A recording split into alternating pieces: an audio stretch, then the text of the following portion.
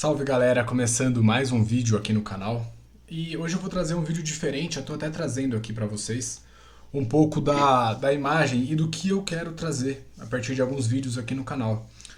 O que eu quero? Eu quero basicamente mostrar o que eu enxergo de taticamente que o Palmeiras tem errado em alguns jogos e o que tem repetido esse erro e gerado resultados negativos, principalmente dentro de casa. Então a gente tá com um mapinha aqui, né, que a gente preparou, que é um jogo contra o Santos, que o Palmeiras fez com o Andreas jogando na ponta de 10 e o Arias pela ponta, né? Esse jogo, o Palmeiras fez um primeiro tempo horrível, só para relembrar aqui. Foi no Allianz Parque e o Evangelista foi muito abaixo também. Então eu acho que já mostrou que o Palmeiras dentro de casa, jogando no 4-2-3-1, é um time que tem muita dificuldade de criação. Fica um time muito previsível para o adversário. O Santos foi até melhor do que o Palmeiras e poderia ter ganho aquele jogo. E aí, esse padrão ele vai se repetindo, né, até antes da Copa ali, né? Eu vou trazer aqui uma outra imagem, que é o jogo contra o Cruzeiro. Contra o Cruzeiro, o Abel fez algumas mudanças no time. O Palmeiras empata em 1-1 em Barueri contra o Cruzeiro, mas o resultado foi muito melhor. O resultado foi a mesma coisa, mas a performance foi muito melhor do que o 4-2-3-1. O Palmeiras no 4-4-2 do Abel, o que a gente vê aqui, né? A gente vê a linha de 4 ali, Marlon e Andreas, mas a gente vê Felipe Anderson, que estava começando a retomar, ele até fez gol nesse jogo, jogando junto com o Arias. E o Arias, ele tem a liberdade no 4-4-2. Ele tem a liberdade de fazer o meio, puxar essa bola para dentro e pifar os caras, e ele pode ir lá pro fundo também. Então isso dá muita diferença pro jogo do Palmeiras, porque o Arias ele é muito bom, ele precisa ser otimizado, vamos dizer assim. O futebol do Arias precisa ser otimizado. Nessa ocasião, o Palmeiras jogou no 4-4-2, a gente tomou um gol de fora da área de novo do Carlos Miguel, aqueles gols do Carlos Miguel que ele tem tomado bastante gol de fora da área, a gente ressalta isso nos vídeos, mas foi uma performance melhor do que o 4-2-3-1 com o Andreas de 10. E aqui eu vou trazer uma outra visão para vocês, que é da nossa derrota em casa para o Cerro Porteño. Contra o Cerro Porteño, se vocês não se lembram ali, né, antes da Copa, o Palmeiras precisava vencer essa partida para ficar em primeiro do grupo. Voltamos pro 4-2-3-1 com o Andreas de 10. O que eu quero trazer com essas análises minhas? Eu quero mostrar para vocês que o Andreas não é 10 e que o Arias não é ponta. De novo, o Abel vai lá, coloca o 4-2-3-1, ele coloca o M. Martinez e o Andreas um pouco mais à frente, correto? Abrindo áreas. O Palmeiras não cria nada, fica um time totalmente previsível, perdendo em casa pro Cerro Porteño. Então, assim, esse 4-2-3-1 ele é um sistema muito pragmático, um sistema que deixa o time sem criação ofensiva. Por quê? Porque os seus dois pontas, no caso, o Alan é ponta. O Arias, na minha visão, é meia. É só você ver como ele joga na seleção colombiana. O Arias, ele perde o que ele tem de melhor, que é a liberdade de campo. E o Alan, que é um ponta de fato, ele fica muito previsível, porque a bola cai nele ali, a marcação dobra. E aí ele não tem muito o que fazer também. O Andreas, que é 8, que a principal função dele é fazer o time jogar, é pifar os caras pro time jogar e dar dinâmica pro time, ele fica de 10. E o Andreas não é 10. O Andreas não é pifador de último passe. O Andreas ele é de construção. Então, nesse jogo também a gente perdeu. E de novo com o Andreas de 10, né? E aí a gente vai chegar lá, ó, vamos lá. Esse aqui é a partida contra o Flamengo que o Palmeiras ganhou.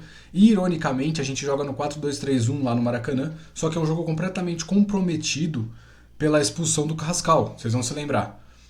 O Flamengo fica com um jogador a menos. O Palmeiras consegue se aproveitar disso e ganha a partida. Mas até a expulsão o Palmeiras não estava bem também.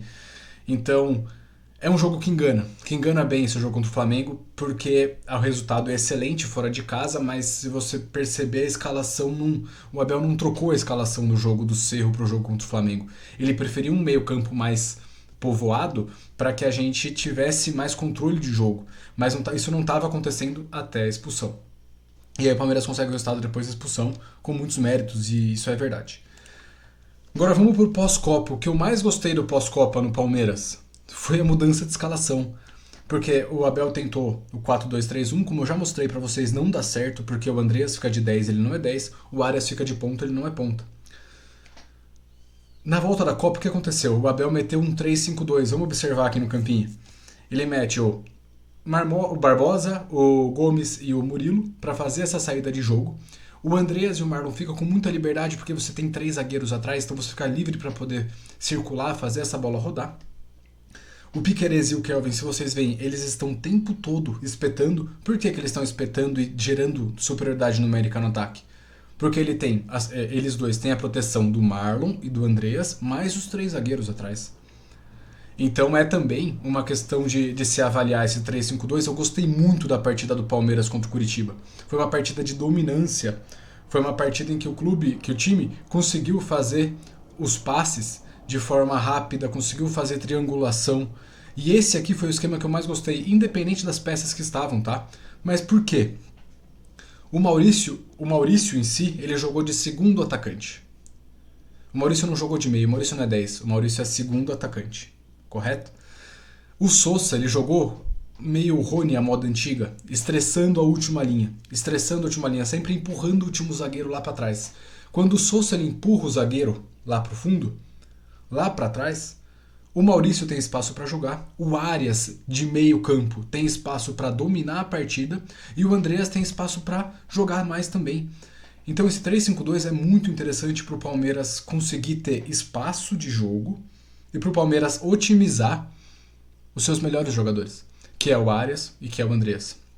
Então, deu muito certo. O 3-5-2 encaixou certinho, o Palmeiras ganhou do Coxa tranquilo, fora de casa, que não é um adversário fácil. E aí o que acontece, né? Aí acontece que a gente vem pro nosso jogo de... A gente vem pro nosso jogo contra o Atlético Mineiro, né? Contra o Atlético Mineiro, esse aqui é o jogo contra o Curitiba. Contra o Atlético Mineiro, esse jogo aqui, deixa eu puxar a imagem para aparecer aqui para nós.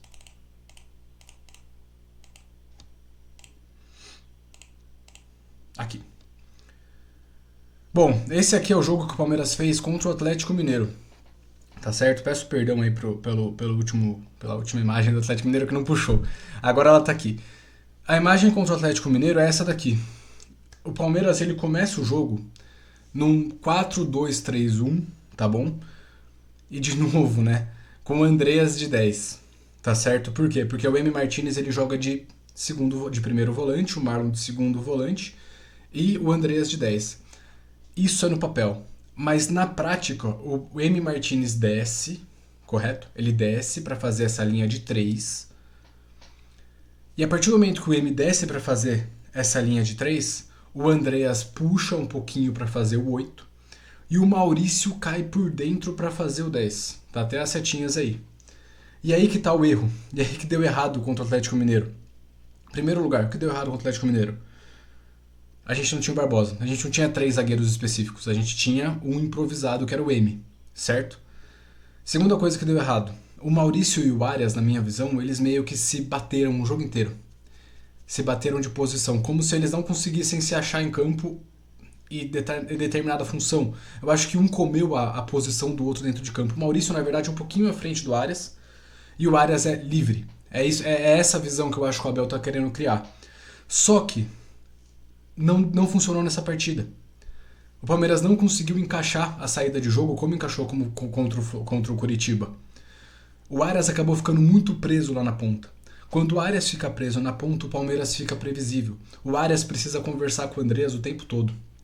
Trocar passe, carimbar a bola. O Arias precisa carimbar essa bola o tempo todo. E o Maurício precisa definir. Outra coisa que foi muito importante contra o Atlético Mineiro. Não estou discutindo aqui a qualidade dos jogadores, tá? Mas o Paulinho, ele não consegue estressar a última linha de defesa. Ou seja, ele não consegue abrir o campo como o Sousa consegue. O Sousa ele consegue deixar o último zagueiro sempre muito lá no fundo. E o Paulinho não consegue fazer isso. Então o Paulinho ele é um cara muito mais de dentro. Puxar essa bola para dentro. Então ficou Arias, Maurício e Paulinho, basicamente, ocupando a mesma função no campo. E aí o Palmeiras ficou totalmente previsível, o Atlético povoou aquela defesa e o Palmeiras não conseguia entrar. Foi exatamente, na minha visão, foi isso que aconteceu. Aí o que aconteceu com isso, né? Naturalmente ali os jogadores começaram a cair para as pontas, você caiu para a ponta, você fica mais previsível ainda e você perde o Arias. Quando o Arias joga na ponta ali, o Palmeiras é um time mais nulo. Então é isso que eu trago pra vocês. Eu vou trazer mais conteúdo assim no canal porque eu gosto e eu acho uma coisa muito, muito boa. E, bom, é isso aí. E deixa a sua avaliação sobre o que você achou do vídeo e, enfim, comenta aí. Eu vou trazer mais conteúdos assim. Eu vou trazer mais conteúdos com imagens mesmo dos jogadores para que fique mais claro também. E é isso aí. Quarta-feira tem Palmeiras e Vitória aí. Tamo junto. Valeu? Aquele abraço.